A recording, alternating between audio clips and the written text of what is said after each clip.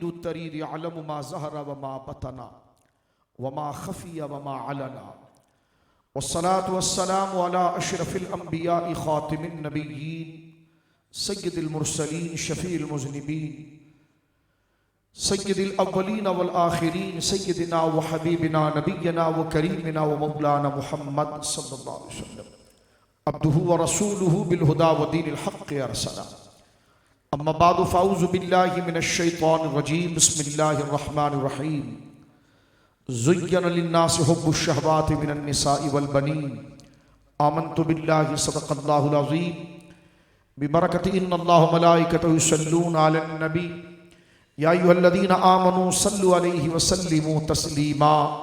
कोई ज़ुबान खामोश न रहे, आयत दुरूद पढ़ी गई है। जनाब सय्यद आलम सल्लल्लाहु अलैहि वसल्लम की बारगाह में दुरूद पाक पढ़ने की सआदत पाएँ। अल्लाहुम्मा सल्लि अला सय्यदिना व मौलाना मुहम्मदिन तिब्बिल क़ुलूब व दवाइहा व आफ़ियतिल अबदान व शिफ़ाइहा व नूरिल अब्सार व ज़ियाइहा व अला आलिहि व सहबिहि व बारिक व सल्लिम सलातन व सलामन अलैका या सय्यदी या रसूलल्लाह कुल्लुहुम मिन रसूलिल्लाहि मुल्तमिसुन गरफ़म मिनल बहरि और रशफ़म मिनद दियमी मुनज़्ज़हुन अन शरीकिन फ़ी महासिनिही फ़जौहरुल हुस्न फ़ीहि गैरु मुनक़सिमी सुम्मा रिदा नबी बकरिन व अन उमरा व अन अलिय्यिन व अन उस्मान ज़िल करमी मौलाया सल्लि व सल्लिम दाइमन सरमदा अला हबीबिका खैरिल खल्क़ि कुल्लिहिम। अल्लाह की हम्द व सना नबी मुहतरम नबी मुअज़्ज़म बाइस तख्लीक़ अर्द व समा सल्लल्लाहु अलैहि व अला आलिहि व सहबिहि व बारक व सल्लमा की बारगाह मुक़द्दसा में इंतहाई मोहब्बत व अक़ीदत के साथ दुरूद व सलाम पेश करने के बाद तमाम तारीफ़ अल्लाह वहदहु ला शरीक के लिए है। आज की ये मुबारक बज़्म असलन तक़रीब निकाह है और इस शुक्राने पर अल्लाह रब्बुल आलमीन अज़्ज़ा इस्मुहु और उसके महबूब आज़म जनाब सय्यद आलम ख़ातमुन नबीय्यीन सल्लल्लाहु अलैहि वसल्लम की मदह सना और नबी पाक सल्लल्लाहु अलैहि वसल्लम के दिए हुए दस्तूर और निज़ाम और शरीयत और इस्लामी तालीमात से अपने आप को वाकिफ़ और रोशनास कराने की बज़्म बसूरत शुक्राना मुनक़्क़िद की गई। अल्लाह रब्बुल आलमीन जल्ल वाला अहले खाना की इस मुसर्रत और नेमत के हुसूल पर अल्लाह की बारगाह में शुक्राने की इतनी खूबसूरत तकरीब के इनेकाद पर हम सभी में क़ल्ब से मुबारकबाद पेश करते हैं। और ये अहले ईमान का तरीक़ा है कि जब उन्हें अल्लाह की तरफ से इनाम मिलता है तो वह अल्लाह की बारगाह में उसका इवज़ महज़ उसके फ़ज़ल से शुक्राने के तौर पर करते हैं। और सूरह इब्राहीम में अल्लाह का इरशाद है कि लइन शकरतुम लअज़ीदन्नकुम, मेरी अता करदा और मेरी दी हुई नेमतों पर अगर तुम शुक्र करोगे तो मैं उसमें तुम्हारी अक़ल और तुम्हारे क़यास से ज़्यादा उसमें शुक्र के अंदर उस नेमत के अंदर इजाफ़ा और ज़्यादती ज़रूर ब ज़रूर फरमा दूँगा। अहले ईमान अपनी ज़िंदगी के हर नहज में, हर सूरत में, हर पहलू में, हर लम्हे में अल्लाह रब्बुल आलमीन के दीन से हिदायत लेते हैं।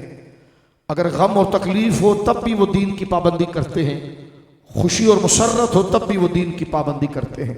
लेकिन दीन से दूरी या अल्लाह से बगावत का एक मुजाहरा माज़अल्लाह ये किया जाता है कि सोग की महफिल हो तो फिर पूछा जाता है उलमा से कि क्या पढ़ा जाए, शरीयत क्या कहती है सोग के बारे में।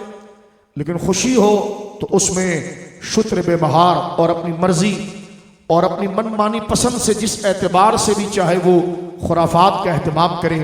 लेकिन आज का ये जलसा और ये दोनों ख़ानदान तमाम मुसलमानों के लिए काबिल तक़लीद है कि जहाँ इतनी बड़ी नेमत के अपने शहजादे और अपनी शहजादी के निकाह की तकरीब जो अल्लाह रब्बुल आलमीन ने इस ख़ानदान को अता फरमाई, उसमें उन्होंने नफ्स की पैरवी करने की बजाय जो तवाज़ुन का रास्ता और हकीकी सुकून हासिल करने का रास्ता, शरीयत की तालीम और शुक्राने का वो हक़ है जो अल्लाह उसके रसूल को पसंद है, उसका एहतमाम किया।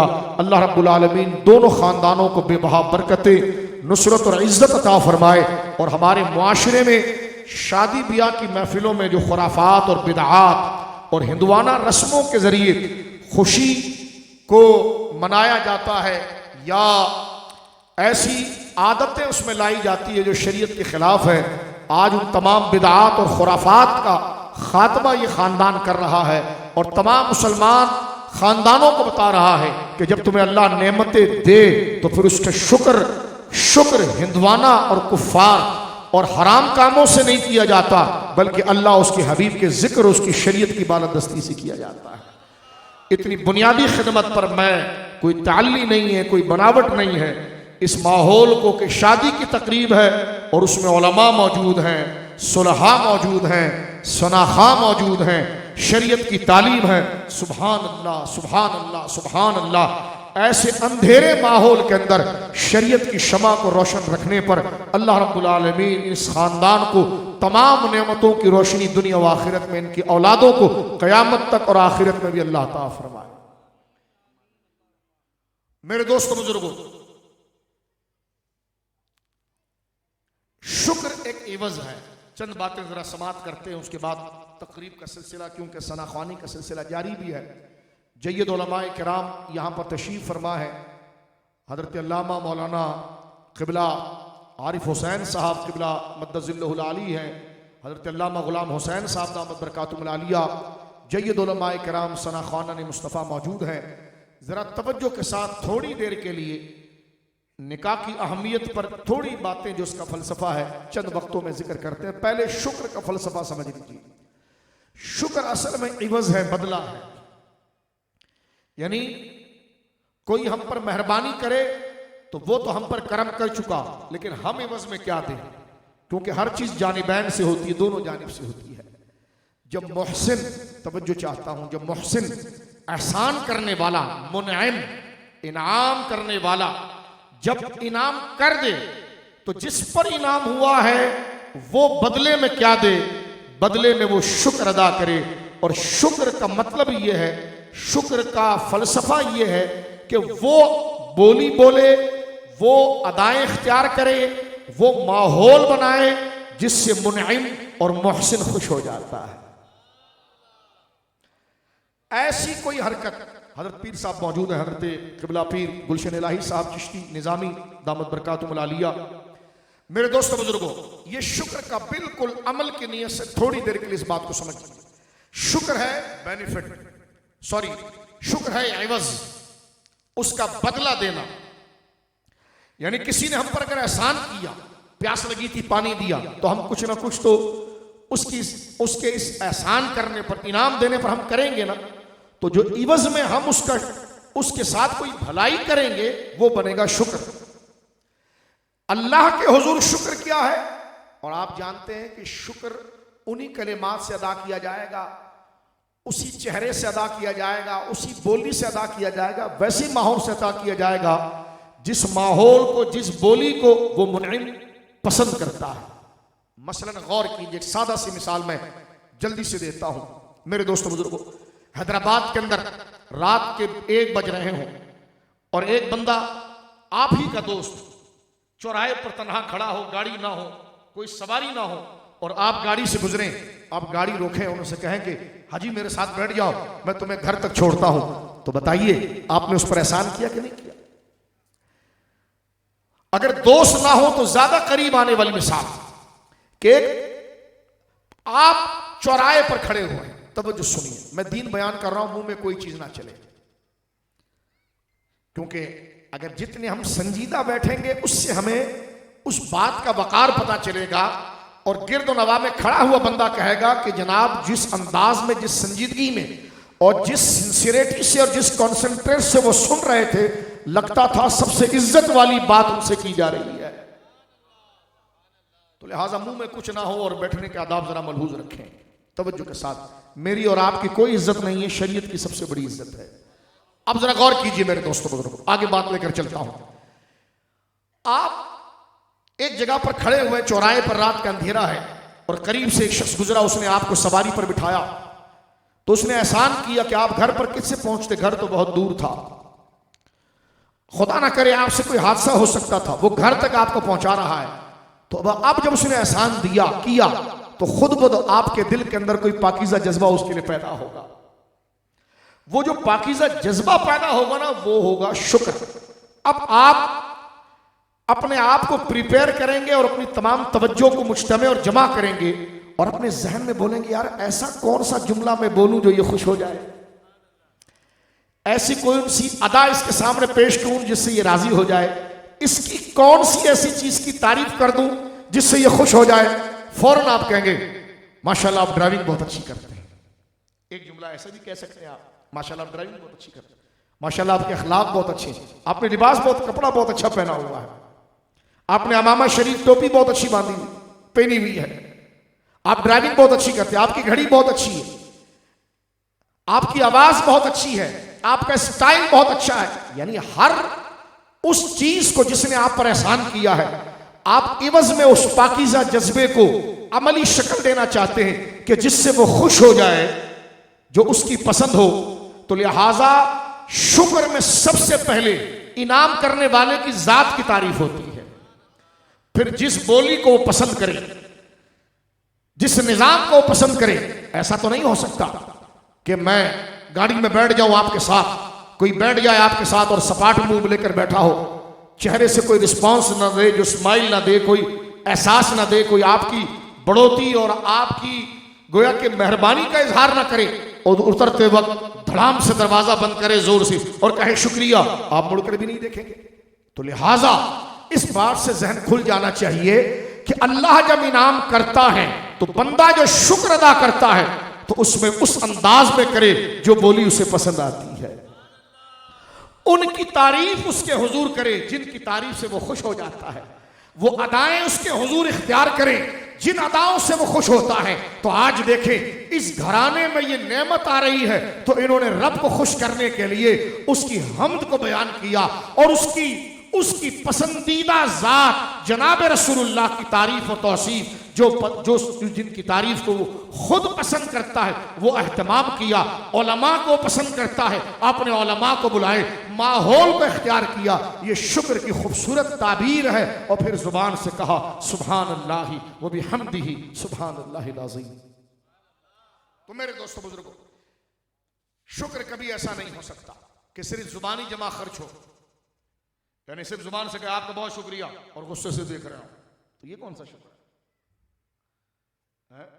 आपका बहुत शुक्रिया, दरवाजा धड़ाम से बंद कर दिया। नहीं, आप अपनी बॉडी लैंग्वेज से भी, आप अपने अमलो किरदार से भी बताएंगे कि जो जुबान कह रही है वो झूठ नहीं बोल रही, वो आपकी कैफियत को बयान कर रही है। लिहाजा शुक्र की वजह यह कि जब जुबान सुभान अल्लाह अल्हम्दुलिल्लाह कहे, मौला तेरा शुक्र है, तो बदन फिर नात में हो, हम्द में हो, तिलावत में हो, नमाज में हो। तो लिहाजा इस दौर में जहां बिदआत और शादी ब्याह की रसूमात के अंदर खुराफात आम है, एक दूसरी चीज बड़ी हुई है कि देखें यहां पर अगर खवातीन होंगी भी तो वो पार्टीशन के अंदर है, यानी पर्दा किया गया है। एक ये शुक्र का बड़ा मुजाहरा है। हमारे वहां यूं होता है जिसके खिलाफ मुझे और आपको अमली जिहाद करना है, पर्दे के हुक्म को शरीयत ने लाजिम करार दिया है। आज अलैलान शादी ब्याह के अंदर पार्टीशन खत्म कर दिया जाता है, औरत और मर्द का मखलूत माहौल होता है, फिर उसमें कहते हैं कि जनाब कोई शाह साहब या अल्लामा साहब आकर निकाह पढ़ाएं। अलैलान खुदा के दीन को पांव तले रोंदने की कोशिश की जा रही है। मेरे दोस्तों बुजुर्गों, इस खानदान ने यह भी बता दिया, वो तमाम खुराफात, वो तमाम बातें जो खुदा के दीन को हल्का साबित करती है, आज इस खानदान ने उठाकर फेंक दिया है। मर्दों को एक तरफ रखा है, खवातीन को एक तरफ किया है, और उसी तकाजे से महफिल के अदा किया है जिस लिबास, जिस माहौल, जिस कल्चर को अल्लाह पसंद करता है। लिहाजा कभी कभार यूं होता, मैं आहिस्ता से आगे बढ़ना चाहता हूं, तवज्जो कीजिए, माशरे की दुखती हुई नफ्स पर हाथ रखते हो। उम्मन यूं होता है कि हम घर के कुछ लोगों की काना फूसी या बोलने की वजह से रिश्ते खत्म कर देते हैं, जो जायज ही नहीं, लेकिन जिस वजह से खत्म होना चाहिए उसमें दांत निकाल के मिल रहे होते हैं। जरा गौर कीजिए, होना यूं चाहिए कि शादी ब्याह के अंदर बिरादरी के लोग और बड़े लोग और मुसलमान पहले पूछे अपने रिश्तेदार से, वो जब आए और कहें कि आप मेरे घर तशरीफ लाइएगा और शादी मुझे इज्जत दीजिएगा, का बिल्कुल, जब अल्लाह ने आपके घर में इज्जत दी है तो मैं आपको इज्जत क्यों नहीं दूं? लेकिन जब ये बताइए कि आपको रब की इज्जत का ख्याल है, क्या मतलब? कि जब शादी हो की महफिल होगी, तकरीब होगी, तो बीच में पर्दे का एहतमाम होगा, ये कुछ नहीं होगा। क्या लगे छोड़े इन चीजों को, क्या लगे कार्ड आप फिर उठाइए, क्या लगे आप मुझे नाराज कर रहे हैं, तो क्या लगे मैं आपको खुश करके रब को नाराज नहीं कर सकता। ये हिम्मत मोमिन को करनी पड़ेगी क्योंकि शादी में जाना रिश्ते में जरूरी नहीं, शरीयत को बाकी रखना जरूरी है। मैं एक सिर्फ मिसाल देना चाहता हूं मेरे दोस्तों बुजुर्गों। हमारे एक दोस्त का मामला हुआ कि उनके मुरीद ने उनके जनाब जो है कि वो उनके कहने पर निकाह की तकरीब का एहतमाम किया और बड़े लाड़ और न्याज से उसको ले गए। वो हमारे दोस्त जब वहां पर पहुंचे तो जनाब जब देखा कि मखलूत माहौल था, उन्होंने कहा जी मैं निकाह नहीं पढ़ाता। उन्होंने कहा आप हमारे पीर हैं। उन्होंने कहा पीर क्या चीज होता है? शरीयत की वजह से पीर बनते हैं। पीर क्या होता है? पीर शरीयत को गिराने के लिए होता है, शरीयत को बचाने के लिए होता है। का इस माहौल में जहां अलल ऐलान गुनाह हो रहा है उसमें मैं अल्लाह उसके रसूल का नाम लूंगा। तो मुझे उस दोस्त की बात बड़ी अच्छी लगी तो मैंने आपके सामने बयान की। लिहाजा उलमा को भी चाहिए कि निकाह पहले मस्जिद में मुनक्किद करें। अगर मस्जिद के अलावा बिरादरी अपनी सहूलत के लिए ऐसे ग्राउंड वगैरह में कर रही है तब भी जायज है, लेकिन पहले उलमा उसमें पूछें कि शरीयत का मजाक तो नहीं होगा, गाना तो नहीं होगा, खुराफात तो नहीं होंगे, और खास तौर पर औरत और मर्द का मखलूत इज्तिमा तो नहीं होगा। अगर वो कहेंगे नहीं होगा तो उलमा फिर जाकर निकाह पढ़ाएं, वरना कहें चले जाओ यहां से। ये नहीं हो सकता। हमारे सर की पगड़ियां अगर हमें कोई 20 रुपए पर मजदूरी पर नहीं रख सकता, आज अगर तो आप हमारा हाथ चूम रहे हैं वो शरीयत के लिहाज की वजह से चुम रहे हैं। वहां शरीयत को पांव तले रोंदा जा रहा है और आप कह रहे हैं शाह साहब आकर निकाह पढ़ा दे। शाह साहब क्या चीज है? दीन पहले है, शरीयत पहले है। लिहाजा ये चंद बातें मेरे दोस्तों, क्योंकि खानदान के लोग बैठे हैं, खानदान के लोग, ये भी देखा गया औरत और मर्द का इख्तिलात है, गाने चल रहे हैं, दाढ़ी सफेद है, उधर सालन रोटी खा रहा है। तो मैंने कहा उस गुनाह में तू शरीक हो रहा है, उधर तू तहज्जुद पढ़ रहा होगा, ये खत्म कादरिया शरीफ पढ़ रहा होगा, ये सारे जिक्र मुबारक है, लेकिन तू बता रहा है अपने अमल से कि मेरा उससे कोई काम नहीं है। मैंने कपड़ा बेचने के लिए, प्लाट बेचने के लिए वजीफे किए हैं, अल्लाह के लिए नहीं की है। वरना जहां अलल ऐलान दीन का मजाक उड़ रहा है और तेरे कहने से लोग ठीक हो सकते थे, तू उस हराम काम में उनके साथ शरीक हो गया। यही कौम लूत की आदत थी, यही कौम बनी इसराइल की आदत थी। मुफस्सिरीन लिखते हैं कि जनाब बनी इसराइल पर जब अजाब आया, बनी इसराइल पर पीर साहब जब अजाब आया तो पूछा गया, फरिश्तों ने अर्ज की कि मौला वहां पर तो कुछ नेक पारसा लोग भी हैं। अल्लाह ने फरमाया सबसे पहले उन पर जमीन को उल्टा करो। कहने लगे क्यों? फरमाया जब उस गली कूचों के अंदर मेरे दीन के खिलाफ कानून लाया जा रहा था, दीन के खिलाफ रस्में लाई जा रही थी, दीन के खिलाफ रिवाज लाया जा रहा था, तो उसका दिल नहीं दुखता था। इसका मतलब वो इबादत को एक्सरसाइज के लिए कर रहा था, मेरे लिए नहीं कर रहा। अगर वो मेरा बंदा होता तो मेरे कहे के खिलाफ काम होता तो उसको तकलीफ होती, वो उसको रोकने के लिए 2 जुमले तो नहीं बोलता। तो जिसे मेरे दीन का मजाक में दिल नहीं दुखा तो वो हमारी रहमत का मुस्तहिक कैसे हो सकता है? लिहाजा मेरे दोस्तों बुजुर्गों, हर स्टाफ, हर डिपार्ट, हर कानून का एक ज़ाब्ता होता है। आप गौर कर लीजिए, ये पाकिस्तान है, यहां पर अगर पाकिस्तान के दुश्मन ममालिक के अगर बातें शुरू कर दें तो कोई यहां पर रुक पाएगा? बोलिए। अगर पाकिस्तान की जिनसे दुश्मनी है, जो पाकिस्तान के दुश्मन है, उनके नाम अगर माइक पर लेना शुरू कर दिए जाएं इज्जत से, और बड़े बड़े लाउड स्पीकर लगाकर हजरत अल्लामा साहब उनके नाम लेने जाएं, एक बंदा भी मरते दम तक चक्की पीसेगा। और मैंने कहा ये ठीक है, इस कानून के हम खुद हामी हैं, होना चाहिए, वरना निजाम कैसे चलेगा?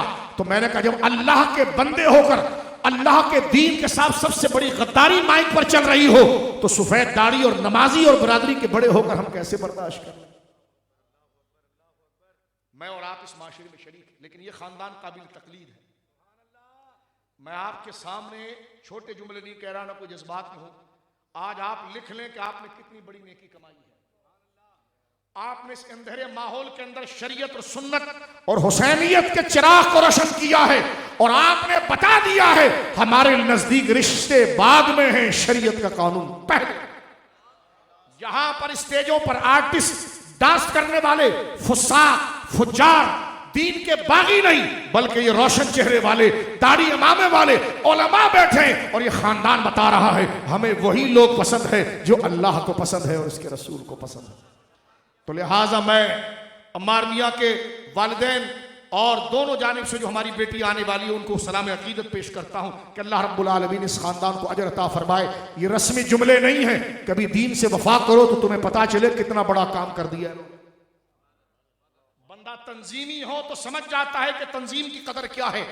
अगर रखती बराबर भी इस्लाम से मोहब्बत और इस्लाम के दस्तूर से मोहब्बत हो, अल्लाह अकबर, तो पता चले नबी पाक ने पूरी जिंदगी जिस बदकिरदारी को खत्म करने के लिए जिहाद किया, जिसकी वजह से बदर हुआ, जिसके लिए ओहद हुआ, करबला, यजीद से इख्तिलाफ क्या था? यजीद यही तो करता था, औरत मर्द का इज्तिमा, शराब, डांस, गाने बजाने, और क्या करता था यजीद? इमाम हुसैन ने यह तो नहीं किया ना कि वहां से कोई तावीज लिख कर देते कि जाओ पत्थर के नीचे जमा दो। आज हम इमाम हुसैन का नाम लिखते हैं तावीज में तो काम हो जाता है, लेकिन इमाम अली मकाम ने अपने गोद के बच्चे को करबला तक ले गए और बता दिया यह नहीं हो सकता कि हुसैन या हुसैन का मानने वाला हो और हुसैन के नाना के दीन के खिलाफ बातें माइक पर बजना शुरू हो जाए और उनकी मर्जी से बचना शुरू हो जाए।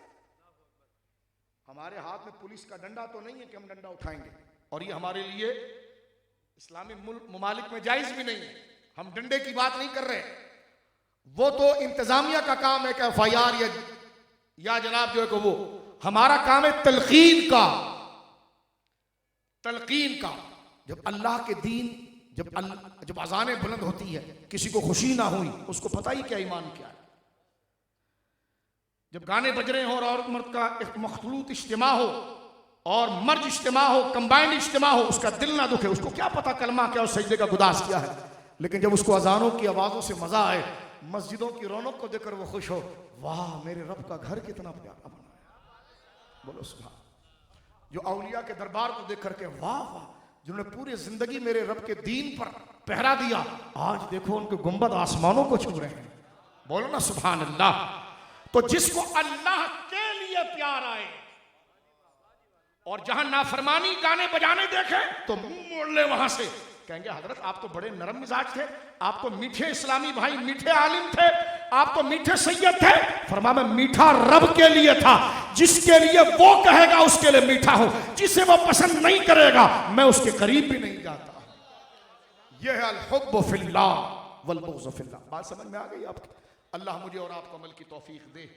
और हम अगर हमारे मिसाल के तौर पर एक जुमला, मसलन मेरे पास कोई शादी का कार्ड लेकर आए लामा साहब, और मेरा मुरीद हो या अकीदत में हो या मेरी बिरादरी का हो, वो कहे आप जरूर आइएगा जनाब, और वाकई में जो शादी की दावत देने आते हैं वो बेचारे दिल से दावत देते हैं।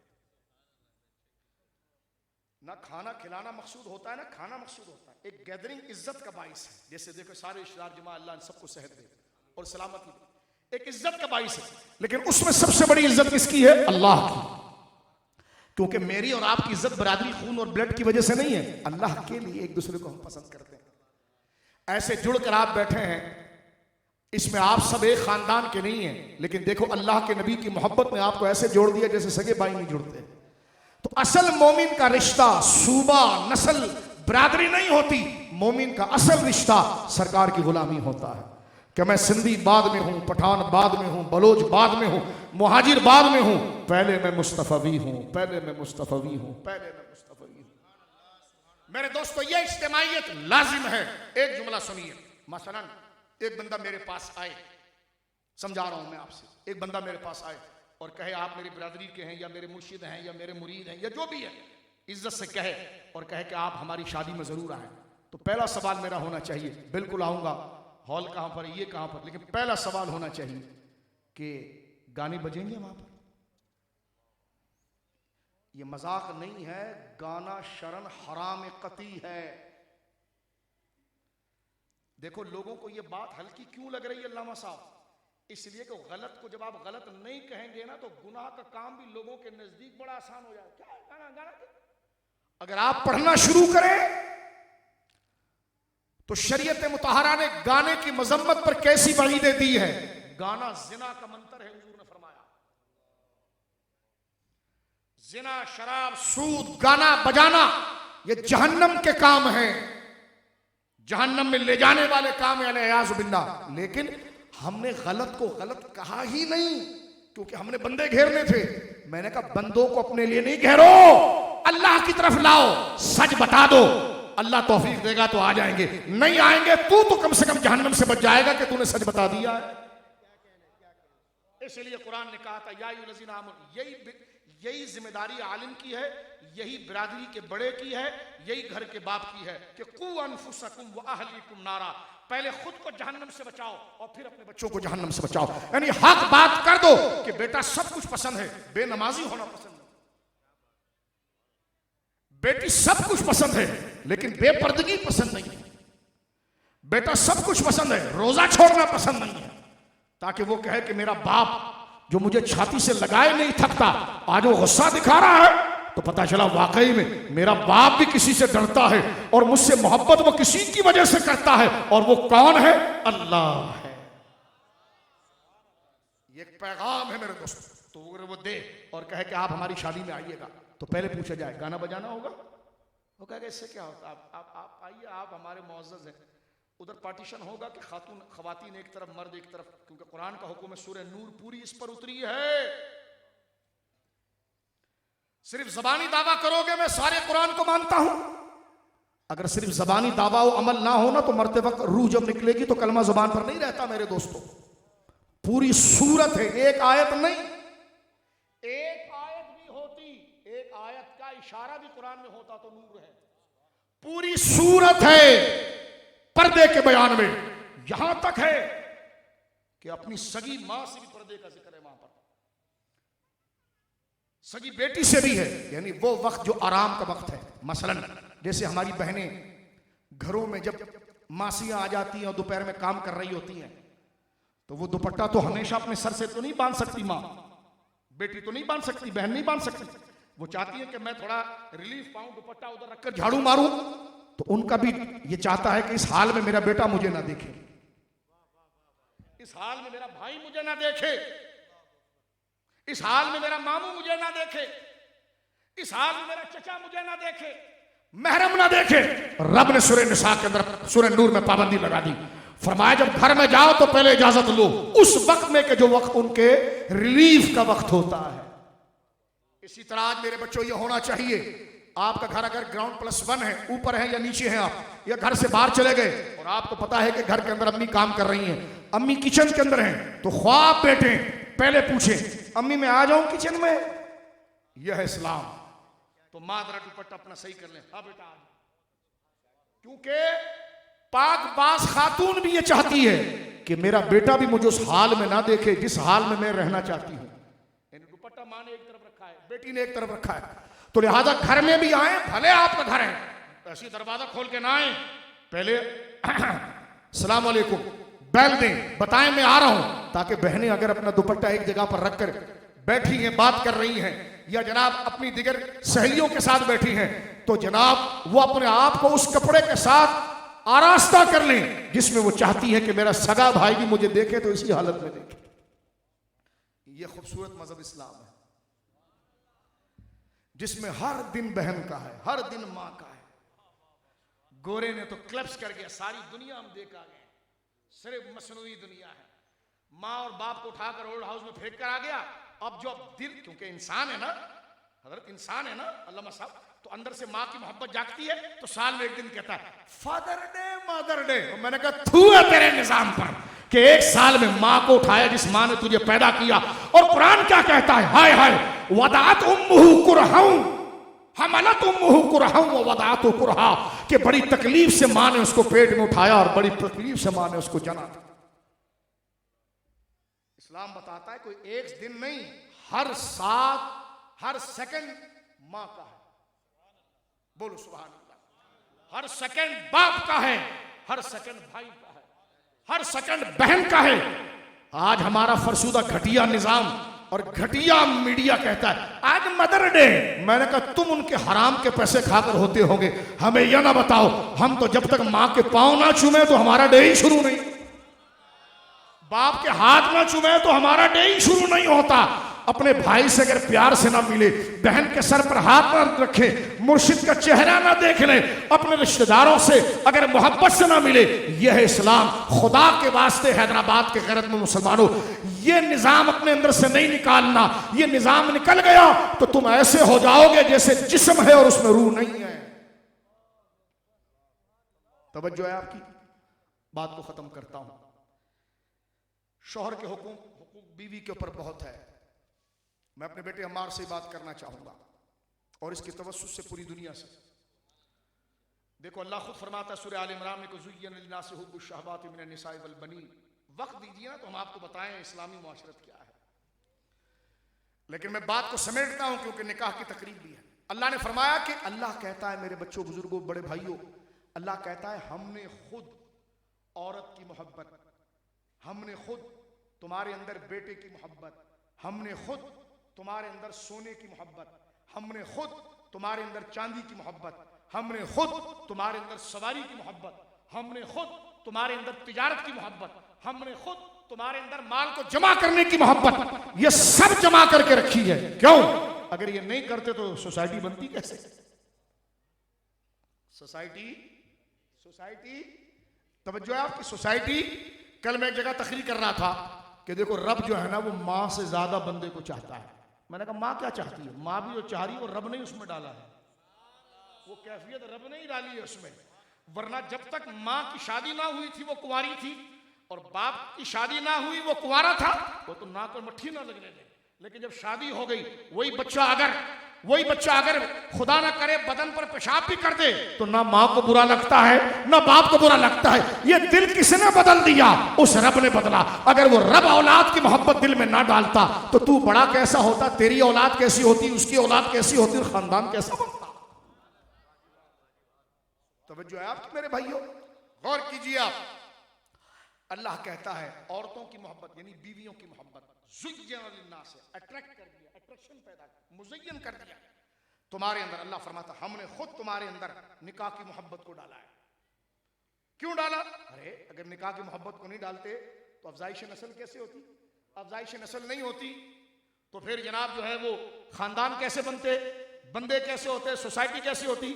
अच्छा, फिर फरमाया बेटों की मोहब्बत भी डाली। क्यों डाली? फरमाया अगर वो बेटा मोहब्बत ना होती तो तू खुद गर्ज हो जाता, रात भर सोता रहता और बिस्तर पे इतना सा बच्चा पंखे के नीचे या गर्मी में जाया हो जाता। फरमाया इसलिए डाली ताकि वो तेरी तरबियत से बड़ा हो, फिर वो बड़ा होने के बाद उसके निकाह हो, फिर उसकी औलाद हो, ताकि अफजाइश नस्ल हो। फिर फरमाया माल की मोहब्बत डाली। माल की मोहब्बत नहीं डाली तो फरमाया खाता क्या तू?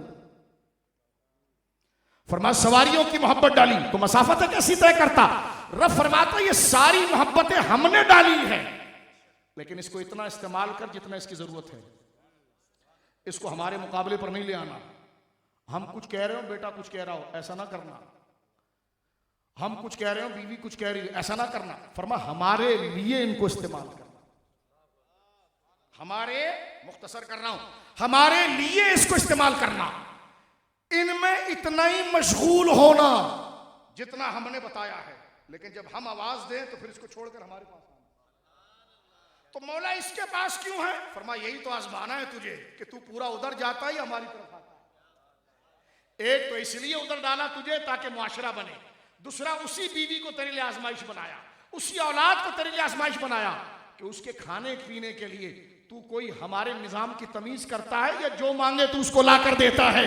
फरमाया वो तुझसे अगर गुनाह की चीज मांगे तो तू हमारा बंदा इतना बेदार होना चाहिए, उससे कहे बेटा लाडला तो तू मेरा है लेकिन रब मेरा नहीं है, तू प्यारा तो मेरा बेटा है, रब नहीं है तू।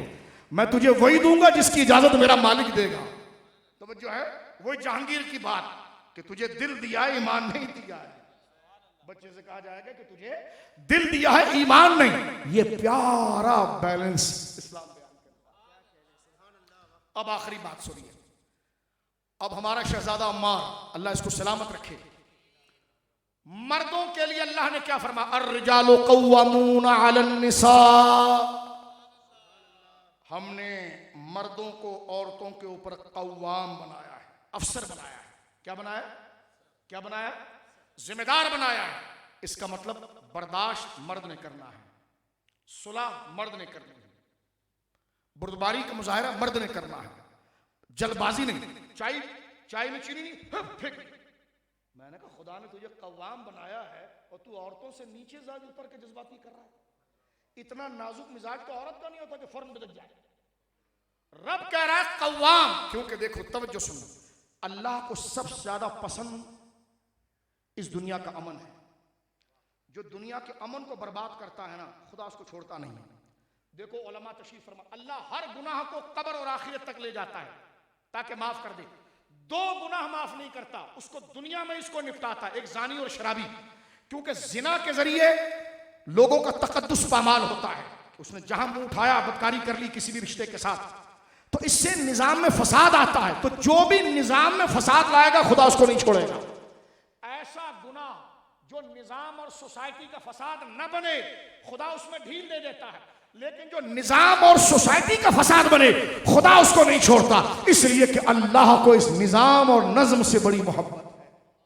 मुनाफिकीन पर रगड़ा इसलिए लगा कि वो मुफसिद थे, वो जमीन में फसाद करते थे, तवज्जो है, लिहाजा गाना बजाना, चोरी भी, जुआ, सट्टा, सूद, ये सोसाइटी के अंदर एतबार को गिराता है, एक दूसरे की मोहब्बत को गिराता है, एक दूसरे के एहसास को गिराता है। जिस पर सोसाइटी खड़ी है इससे फसाद आता है, इसलिए अल्लाह रब्बुल आलमीन सूद खोर को माफ नहीं करता, जुआरी को माफ नहीं करता, यानी जो एतबार की चीजें उसको खराब। क्या मतलब नतीजा निकला? नतीजा ये निकला कि जिस चीज ने सोसाइटी को संभाला हुआ है उसमें से किसी एक चीज को भी कोई बंदा डैमेज करेगा खुदा उसको नहीं छोड़ेगा। जिना से निजाम डैमेज होता है, शराब से निजाम डैमेज होता है, जुए से निजाम डैमेज होता है, सूद से निजाम डैमेज होता है। बात समझ रहे हैं आप? इसी तरह अल्लाह के दीन को निकाह से बड़ी उम्मीद है। मैं बड़ी तवज्जो आपकी चाहता हूं मेरे दोस्तों, कोई जज्बातियत नहीं, क्योंकि देखो शैतान अपने बचुंगड़े मैदानों में उतार कर लोगों को अल्लाह से दूर करता है, और अल्लाह चाहता है कि मेरे बंदे मेरे नबी की सुन्नत पर अमल करके औलादों को आगे बढ़ाएं और मेरे मर्जी का बनाकर वो ग्राउंड पर मेरे मर्जी के बंदे उतारें। कुरान ने कहा हिज़्बुल्लाह हिज़्बुश शैतान, दो जमातें ग्राउंड पर होंगी, एक अल्लाह की जमात, एक शैतान की जमात। फरमा अला इन्ना हिज़्बल्लाहि हुमुल मुफ्लिहून, लेकिन जो अल्लाह की जमात है वो गालिब आएगी। तो जमात कैसी होगी? जब बच्चे ऐसे नेक शादी करने वाले होंगे, अपनी औलादों को कुरान और सुन्नत पर लाएंगे, फिर वो अपनी औलादों को लाएंगे। अच्छे अच्छे अफराद जब मैदान में आएंगे तो वो शैतान और शैतानत के मुकाबले में हिदायत के मुबल्लिग बन के खड़े होंगे और लोगों को जहन्नम से बचाकर सिरात मुस्तकीम पर लाएंगे। इसलिए अल्लाह बार बार निकाह के रिश्ते को बर्दाश्त के बारे में कहता है, क्योंकि जो कुदरत चाहती है उसकी पहली किरण निकाह। अब शादी हुई है, अब इनसे नस्ल आगे चलेगी। अब जो बच्चा पैदा हुआ तो वो दोनों मिलकर कहेंगे ये अल्लाह का इनाम है और अल्लाह की अमानत है, इसको हम आलिम बनाएंगे, मुत्तकी बनाएंगे, परहेज़गार बनाएंगे, कुरान पढ़ने वाला बनाएंगे, नमाजी बनाएंगे। उसको बना दिया, अब वो अपने दोस्त को वैसे बनाएगा। अब उसकी शादी होगी, वो अपनी बीवी को ऐसे बनाएगा। अब उसके बच्चे होंगे, वो बनाएगा। अब खैर के अफराद में बरकत आना शुरू हो जाएगी। इसीलिए जो निकाह होने के साथ काना फूसी करके दूल्हा दुल्हन में इख्तलाफ पैदा करे, वो बंदा अल्लाह के नजदीक बदतरीन है। कुदरत कहती है कि अभी तो निजाम हमने तैयार किया कि इससे आगे पूरी फैक्ट्री चलेगी और तुमने अभी इनमें इख्तलाफ डाल दिया। इसलिए कहा जाता है कि जिस उम्र में ये बच्चा है और जो हमारी बेटी है, इनसे गलती हो सकती है, उम्र ऐसी है, बड़ों को चाहिए दरगुजर करें और इनको आगे लेकर चले, क्योंकि कुदरत को इनसे बड़ी उम्मीद है आने वाले टैलेंट, यूथ और फ्रेश टैलेंट के लिए, ताकि वो असरी और दुनियावी दोनों तालीमों के साथ खड़े होकर खुदा के निजाम को सहारा दे। इसलिए साहबी कहने लगे यहां तक शरीयत ने निभाया है, यहां तक निभाया है। एक साहबी आकर कहने लगे हुजूर मेरी बीवी जो ना बड़ी तुंदखू है, मैं तलाक देना चाहता हूं। सरकार ने फरमाया तलाक नहीं देना, क्योंकि तेरे बच्चे, तलाक नहीं देना, क्योंकि अगर तलाक देगा तो बच्चों पर क्या असर होगा। वो तो जब इस माहौल और इस अजनबियत और इस गोया के एहसास महरूमी को बच्चा देखेगा तो आगे चलकर कहां दीन का बेड़ा उठाएगा, सच्चाई का बेड़ा उठाएगा। तो हुजूर ने कहा चुप कर, अगर तेरी बीवी से तुझे खुशी नहीं है ना तो सब्र कर, खुदा इस औलाद से तुझे खुशी दे देगा। तो देखे कहां जाकर शरीयत निभा रही है बात को, तवज्जो है, कहां जाकर शरीयत बात को निभा रही है। मेरे दोस्तों बुजुर्गों, अब देखें मर्द को क्या, क्योंकि मेन शोहर होता है, शोहर अगर समझ जाए तो रिश्ता समझता है। इसलिए अल्लाह ने पहली जिम्मेदारी उस पर रखी कि नाजुक नहीं बनना, नाजुक कली नहीं बनना, हमने तुझे कमांडर बनाया, कव्वाम। और किस पर? अलन निसा, औरत पर। वो नादानी करेगी उससे तू दरगजर करेगा, इसलिए कि उसको कव्वाम नहीं, कव्वाम तुझे बनाया है। हमने तुझे लीडर और हेड बनाया है। हेड और लीडर ही करे नाजुक मिजाज है, साइन आपने कैसे किया, चलो इधर से, तो उसकी तंजीम ही कभी नहीं। अच्छा गलत साइन किया, आज दोबारा मैं दूसरा फॉर्म देता हूं, दोबारा करो जो मेरे सामने करो, उसमें बर्दाश्त होना चाहिए ताकि वो लोगों को करीब लाए। ये जिम्मेदारी मेरे बेटे अम्मार, ये शौहर को खुदा ने दी है कि अर्रिजालु कव्वामून अलन निसा, हमने शौहर को औरत के ऊपर अफसर बनाया है। अफसर किस बात में? सिर्फ नहीं खाना लाओ फलाना करो, इसमें नहीं, बर्दाश्त की। मामला कभी अगर डामाडोल हो जाए तो वो चुप हो जाए, दरगुजर करे, जल्दबाजी में फैसला ना करे, बड़ों के पास जाए, उलमा के पास जाए। क्यों? कहेंगे यार तू तो बहुत, तेरी हरकतें तो बड़े लोगों की तरह है, तो तुझे पता नहीं मेरा निकाह हो गया, और निकाह जिसका हो जाता है उस शौहर को खुदा ने खुद बड़ा करके कव्वाम बना दिया है। तवज्जो है। अब मैं इसी पर इतना ही जुमला कह सकता हूं, इससे आप समझ लीजिए कि शौहर की जिम्मेदारी कितनी है। ये बटन का धागा क्यों ऐसा लगा हुआ है? टाइम पर पानी क्यों नहीं आया? ये क्या हुआ? अरे तू तो बिल्कुल मेंढकी जैसी बातें कर रहा है, इतना नाजुक मिजाज। ना तो कव्वाम है। शादी के बाद नाजुक मिजाज बंदा नहीं रहता, बल्कि वो देखे कि कुदरत की नजर उससे है, कि उससे कुदरत बहुत बड़ा काम लेना चाहती है। वो इस वक्त मल्लाह है, मैन जहाज को कंट्रोल कर रहा है, आगे जैसे भी तूफान होगा उसको अपनी जान का नहीं पीछे लोगों का ख्याल होता है। जिसको अपना ख्याल हो वो कव्वाम कैसे होगा? और यकीनन शौहर अगर कव्वाम बन जाए तो उसका सोना भी इबादत है, उसका जागना भी इबादत है। अब आखिरी बात, मेरा जिस्म मेरी मर्जी, और मैंने कहा लईनो ये फरसूदा मिजाज तो कभी अहले इस्लाम में नहीं रहा। ऐसी प्रकटियों को औरत कहना औरत की तकदीस की तौहीन है। ये कहां लिखा हुआ है कि शौहर के लिए खाना गर्म करेंगी? मैंने कहा तुमने गोरों के तलवे चाटने के अलावा कभी कुरान पढ़ा होता तो तुम्हें पता चलता ना। आ इधर, बात में खत्म कर रहा हूं ताकि बैलेंस हो जाए।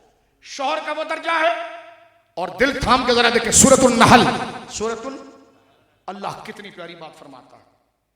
फरमाया वल्लाहु जअल लकुम मिन अनफुसिकुम अज़वाजा, वो अल्लाह है जिसने तुम में से तुम्हारी बीवियों को बनाया। बोलो। और फिर क्या किया? फरमाया वजअल लकुम मिन अज़वाजिकुम बनीना व हफदा, फिर उसी बीवी से तुम्हारे बेटे और तुम्हारे पोते आए। बोलो ना सुभान अल्लाह, ये अल्लाह का कलाम। अब जरा यहां पर जरा समझे एक बात। फरमाया वो अल्लाह है जिसने तुमसे तुम्हारी बीवियों को बनाया। वजअल लकुम मिन अज़वाजिकुम बनीना व हफदा, फिर उसी बीवी से तुम्हारे लिए बेटे आए और हफद और तुम्हारे पोते आए। तवज्जो है। अच्छा, इसके बारे में हमारे मुफस्सिरीन ने दो बातें की हैं। हफीद पोते को भी कहते हैं पीर साहब, और खादिम और गुलाम को भी कहते हैं। ये सुन लें आप। खुद्दाम को खुद्दाम का माना जानते हो? खादिम जानते हो? तवज्जो है, जानते हो? खादिम अल्लाह फरमा। हफीद पोते को भी कहते हैं, जिससे नहीं हमेशा कभी कभी हम देखते हैं कि हजरत इमाम हुसैन के साथ लिखा होता है हफीद रसूलुल्लाह, हुजूर सैयद आलम के नवासे पोते। तो हफीद पोते को भी कहते हैं और गुलाम को भी कहते हैं।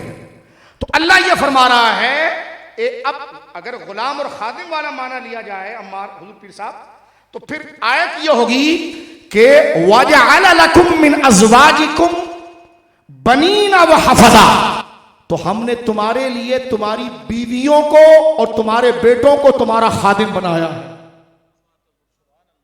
बात समझ में आ गई आपको? बाप से कहा जा रहा है, शौहर से कहा जा रहा है कि तेरा ओहदा इस घर के अंदर क्या है? फरमाया हमने उस मर्द को जो शौहर है, हमने उस मर्द को जो बाप है, फरमाया वजअल लकुम मिन अज़वाजिकुम बनीना व हफदा। इसका आसान माना यह कि फिर हमने उस बाप के लिए उसके बेटे को उसका खादिम बनाया है। वो ओल्ड हाउस में ना भेजे, उसकी खिदमत करे। अल्लाह कहता है, फरमाया वजअल लकुम मिन अज़वाजिकुम व बनीना हफदा, फरमाया फिर हमने उस बीवी को और उसके बेटे को उसके लिए हमने खादिम बनाया है।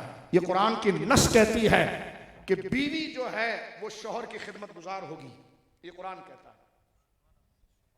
तवज्जो है, ये कुरान कह रहा है बीवी जो है वो शौहर की जरूरत के मामले में खिदमत करेगी। और कुरान कहता है बनीना व हफदा, बेटा बाप की खिदमत करेगा और बीवी शौहर की खिदमत करेगी। कहने लगे ये कैसे हो सकता है? तो मैंने कहा पढ़ना कुरान की इस तफसीर को। हजरत आयशा कहती थी सरकार के कपड़े मैं खुद धोती थी। बोले ना सुभान अल्लाह। हमारी मां कहती है कि सरकार के कपड़े मैं खुद धोती थी। और हदीस पाक में मुबारक जुमले जो सिर्फ आपके अकलों के मुताबिक इतना ही अर्ज करूं, फरमाया जब सरकार फजर पढ़ाने जाते तो वो भीगा हुआ कुर्ता भी नजर आ रहा होता जो मैंने अपने हाथों से सरकार के लिए धोया हुआ होता। बोलो सुभान अल्लाह। फरमाया सरकार के लिए खाना मैं बनाती थी। बोलो सुभान अल्लाह। अब मुझे ये बताइए कुरान में अगर बीवी खादिमा नहीं, अगर इसका माना खिदमत नहीं, तो फिर ये जो शख्सियात हैं ये अपने अमल के अंदर एक ऊंचा दर्जा रखती हैं जो बता रही हैं कि औरतों में अगर सबसे इज्जतदार औरत कोई है तो सैयदा आयशा है और सैयदा ज़हरा है और मेरी माएँ और मेरी अजमत वाली अज़वाज मुतहरात समेत। लेकिन क्योंकि मैं दो हस्तियों का बात करके बात खत्म करता हूं। एक देखें हज़रत आयशा पाक फरमाया मैं खुद क्या फरमाती, मैं खुद हुजूर के कपड़े धोती थी। बोलो सुभान अल्लाह। और जनाब सैयद आलम का क्या मामूल था? हाय हाय, ये मेरी माँ कहती। फरमाया जब सरकार घर में आते तो घर का सारा काम खुद भी मेरे साथ करते थे। सुन लो अम्मा, इसमें कोई शर्म नहीं। तौलिया बिखरा हुआ है तुम खुद उठाओ और लगा दो। ड्रेसिंग के ऊपर कोई चीज हिली हुई है तुम खुद सेट कर दो उसको। कभी स्त्री तुम खुद कर लो। कोई चीज गिर गई है तो झाड़ू से खुद मार दो। इसलिए कि मेरी मां सैयदा आयशा कहती हैं कि घर के काम रसूलुल्लाह खुद करते थे। बोलो ना सुभान अल्लाह। तुम्हारे हस्बैंड डे और मदर डे ये तुम्हारे डे, ये देखो इस्लाम का निजाम। बोलो सुभान अल्लाह। इमामुल अंबिया जिसके कदमों को जिब्रील चूमे वो आयशा के घर में खुद बैठकर झाड़ू लगाए और काम करे। मेरी मां कहें अल्लाह अकबर, ये एक मोहब्बत बढ़ती है इससे। और ये सरकार की सुन्नत है। मेरे बेटे अम्मार या किसी को ये बात नागवार नहीं होनी चाहिए, बल्कि सरकार के अमल से उसको जुर्रत होनी चाहिए कि ये काम तो मेरे आका ने किया है, आज मैं ये करूं। तो इस काम के जरिए सिर्फ बीवी की दिलजोई नहीं हो रही है, रब भी इससे खुश हो रहा है क्योंकि मैं हुजूर सैयद आलम के तरीके पर अमल कर रहा हूं। बोलो ना सुभान अल्लाह। और उधर मेरी माँ क्या कह रही है सैयदा आयशा के हुजूर के कपड़े मैं धोती थी। आखिरी बात, सैयदा ज़हरा पाक हुजूर के पास आई थी ना, मुस्लिम शरीफ की हदीस है, सय्यदतु निसाई अहलिल जन्ना, वो अजीम जात कि जिनका वुरूद मसऊद अगर मैदान महशर में हो तो अल्लाह की तरफ से ऐलान हो कि ए गुनाहे महशर, अपनी गर्दनों और अपनी नजरों को नीचे करो कि रसूलुल्लाह की शहजादी जा रही है। ये मकाम नूर बिनते नूर ज़ौजे नूर उम्मे नूर नूर मुतलकी कनीज अल्लाह रहना नूर का।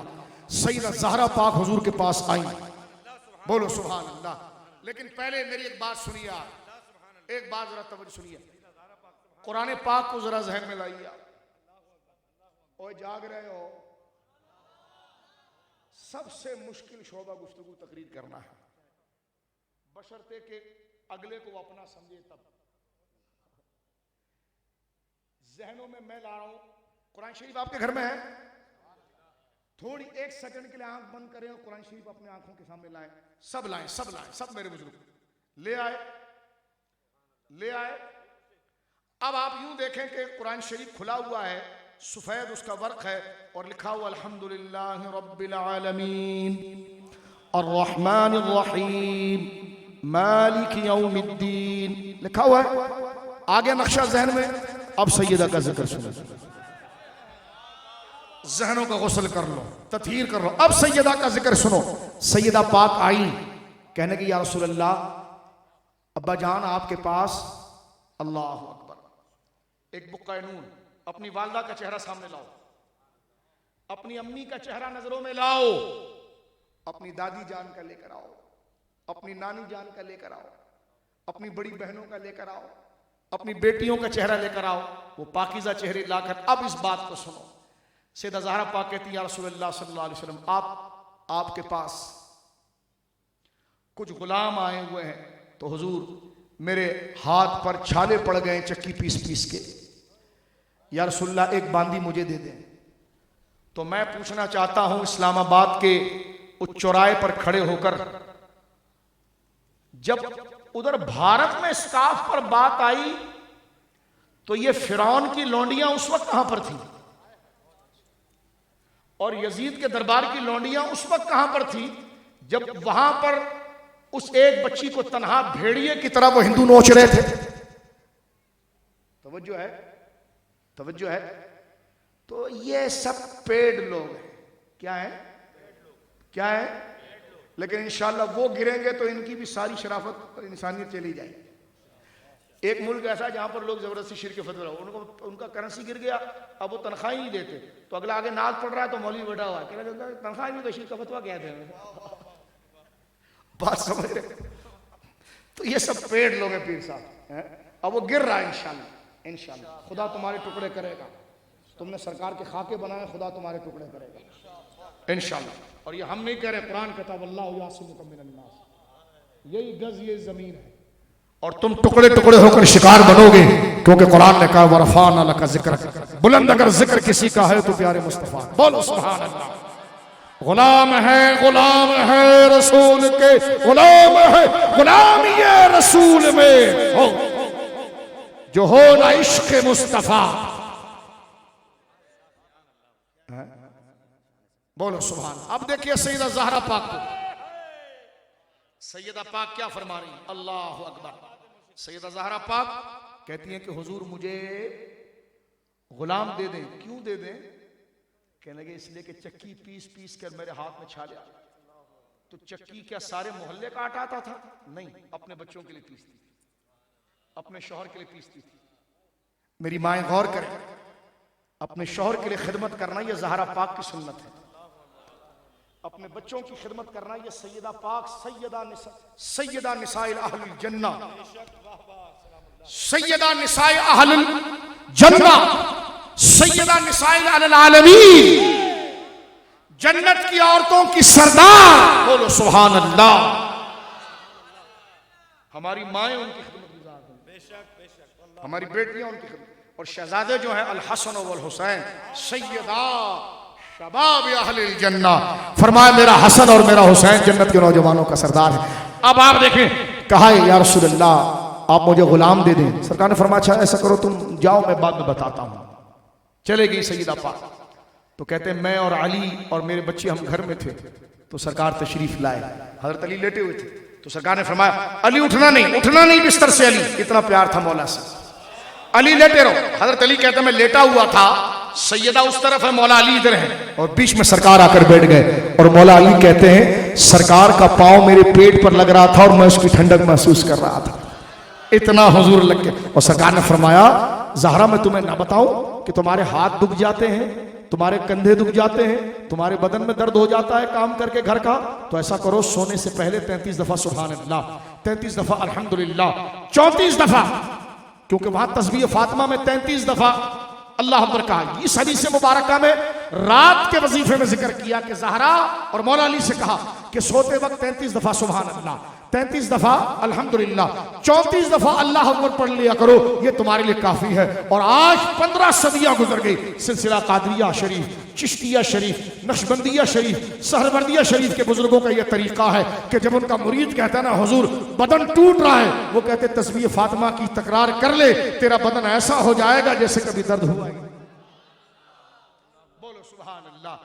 लिहाजा मेरे दोस्तों बुजुर्गों, खानदान बहुत महबूब है, खानदान बहुत। सरकार ने अपने नवासों को खुद गोद में खिलाया, खिलाना लफ्ज़ जाहिर है, उठाया है।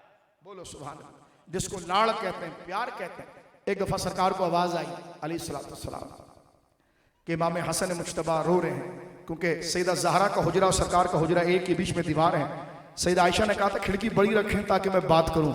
काला भौंकता झगड़े थे। मैंने कहा पता नहीं तेरी कब्र काली है साले, कहाँ झगड़े थे कहाँ झगड़े थे, कहाँ झगड़े थे। जैसे तेरा मुंह काला ऐसे तेरा अकीदा काला है। कहाँ झगड़े सैयदा आयशा पाक में, माज़अल्लाह। सैयदा आयशा पाक उसी खिड़की में खड़े होकर सैयदा ज़हरा पाक से बात करती हो, ज़हरा पाक सैयदा आयशा पाक से बात। बोलो ना सुभान अल्लाह। तेरे मुंह पर पांव रखने के लिए इतना ही काफी है कि कुरान ने कहा वाज़वाजुहु उम्महातुहुम। तेरी सारी कोख शास्त्र रामायण को एक ही आयत ने खत्म कर दिया। फरमाया नबी की बीवियां उम्मत की माएँ हैं। वो कितना बड़ा डैश होगा जो मां पर बात करेगा। बोलो ना, क्या जुमला कहा अल्लाह ने, बोलो सुभान अल्लाह। वो अज़वाजुहु उम्महातुहुम, ए हबीब तेरी बीवियां उम्मत की माएँ हैं। सुन्नी हलाली है तो उसको माँ का रुतबा पता है। इसके आगे का तर्जुमा नहीं करूंगा, तेरी जबान खींच दूं, तू हजरत आयशा के बारे में बात करता है जिनकी तथहीर में 18 आयतें कुरान की उतरती है। बोलो सुभान अल्लाह, जिनकी पाकिज़गी में, और अल्लाह का कलाम फिर हजरत आयशा सिद्दीका के गुस्ताखों को कुदरत फिर कैसा उनका मुंह काला करती है। अल्लाह फरमाता अल खबीसातु लिल खबीसीना वल खबीसूना लिल खबीसात। और सैयदा जिनके साथ थी तो रब कहता अत्तय्यिबातु लित्तय्यिबीना वत्तय्यिबूना लित्तय्यिबात। जब तक कुरान है तो अज़वाज मुतहरात की तरफ कोई नजर नहीं उठा सकता, सहाबा अहले बैत की तरफ कोई नजर बोलिए नहीं उठा सकता। और कुरान कैसे बाकी रहेगा जब आप उसकी तिलावत करेंगे, उलमा के करीब रहेंगे। बात हो गई मेरे दोस्तों खत्म। ये खानदान का मिआर है। सरकार को आवाज आई, इमाम हसन रो रहे हैं, सरकार खुद गए और अपने अली से प्यार कितना है। फरमाया ज़हरा अली को नहीं उठाना, बर्तन मुझे दे दो। बर्तन लिया, हुजूर अलैहिस्सलाम ने खुद बकरी से दूध निकाला। बोलो सुभान अल्लाह, बकरी से दूध निकाला और मेरे आका इमामुल अंबिया, बोलो सुभान अल्लाह, जनाब रसूल मुकर्रम सल्लल्लाहु अलैहि वसल्लम खुद बकरी से दूध निकाला और आप तशरीफ फरमा हुए घर के अंदर। और उस हुजरे मुबारक का वो बज़ाहिर मुख्तसर था लेकिन सारी कायनात उसमें थी। सरकार इमाम हसन को दूध पिलाने लगे तो इमाम हुसैन भी उठ गए। सरकार ने उनको हल्का से पीछे किया तो सैयदा ज़हरा पाक ने फरमाया आपको हसन से ज्यादा प्यार है? फरमाया नहीं, हसन ने पहले मांगा था। इमाम हसन को भी दूध पिलाया आका ने अपने हाथ से, इमाम हुसैन को भी पिलाया और फिर लगे फरमान लगे ज़हरा एक बात बताओ, जिब्रील अभी मुझसे कह गए। का क्या? फरमा अना मैं, इया की तू, वो हाज़ैन है तेरे ये दोनों बेटे। फरमा मैं, तू और तेरे बेटे, वो हाज़र राकिब और सोने वाला ये अली, इसी तरह जन्नत में एक ही घर में हम पांचों होंगे। बोलो सुभान। क्या बात रजा उस चमनिस्तान करम की, ज़हरा है कली जिसमें हुसैन और हसन फूल, बेदम यही तो पांच हैं मकसूद कायनात, खैरुन निसा हुसैन और हसन मुस्तफा अली। अल्लाह इस खानदान को आबाद रखे। बोले बोलो आमीन। अल्लाह इस खानदान को आबाद रखे। और जिस तरह इन्होंने शरीयत मुतहरा के नज़्म को कायम रखते हुए ये जिक्र की महफिल सजाई, अल्लाह रब्बुल आलमीन आबादियत अता फरमाए। इस खानदान दोनों जानिब से जो बड़े बुजुर्ग हैं उनको सेहत और सलामती के साथ खानदान के सरों पर सलामत रखे। जो बच्चे हैं उनको इल्म नाफ़िअ अता फरमाए। हमारे अम्मार को और इनकी होने वाली ज़ौजा को अल्लाह रब्बुल आलमीन सरकार मौला और सरकार ज़हरा पाक का सदका अता फरमाए। घर को कुरान और सुन्नत का गहवारा बनाए और इस शादी को खुदा इस खानदान के लिए, इस बिरादरी के लिए और इस खानदान के लिए तरक्की, बरकत और बिलखुसूस दीन इस्लाम की तरक्की का बाइस बनाए। ये चंद बातें अर्ज करनी थी आज इस अज़म के साथ कि शादी ब्याह में जो गलत बातें आई हैं हम इंशाअल्लाह मिलकर उसका तदारुक करेंगे, अपने भाइयों को समझाएंगे, अपने रिश्तेदारों को समझाएंगे। ये सिर्फ एक दो समझाएंगे, सब समझाएंगे तो सब आप, क्योंकि मोहब्बत अल्लाह के लिए, दुश्मनी अल्लाह के लिए। सब समझाएंगे जी, हाथ उठा करके सब समझाएंगे। लीडर के लिए जब सबसे ऊपर इलेक्ट्रिक पर झंडा बांधता है ना तो वो लीडर तो तेरे जनाजे में भी नहीं आएगा। लेकिन अल्लाह ने हमें नहीं कहा कि उसका झंडा इतना बड़ा बांध, अल्लाह ने कहा दीन के झंडे को सबसे ऊपर रख। अल्लाह रब्बुल आलमीन जल्ला वाला हमें शरीयत और बेकार जो लोग हैं उनमें फर्क करते हुए शरीयत और इस्लाम के रास्ते पर मजबूत होने की तौफीक अता फरमाए। व आखिरु दावाना अल्हम्दुलिल्लाहि रब्बिल आलमीन।